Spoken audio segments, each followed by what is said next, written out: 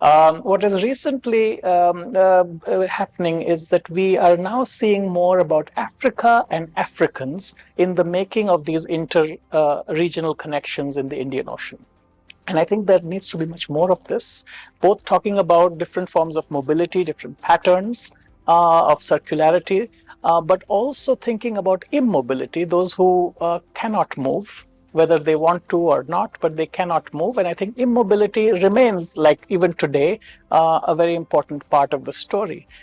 So I think, with all the debates now about migration, the World Cup, I think it is extremely important to kind of foreground Africa and the agency of Africans in sustaining these kind of global connections. And as Jeremy has also written about, that it makes us rethink what is the global and what is globalization. Our idea really is to forge partnerships, to forge connections in a very Indian Ocean way with universities, with academics, with institutions, cultural institutions especially, that are based in these islands.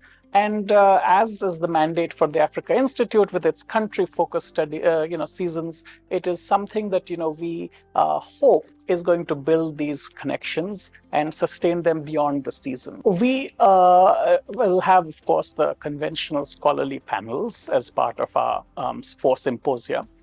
But we are also interested in performances, in artwork, in photography, in learning about different forms of cultural expression in the vernacular, but also kind of mediating these forms of expression in a way that that we can showcase through the website. And I think the multimedia formats that we want to bring to record audio-visual material. This is really integral to what we want to do, because we don't want to confine our work within the walls of academia. And we would like people in the UAE and beyond to consider the connections, for example, between the Gulf and Africa, and to think about what this means historically, but also today.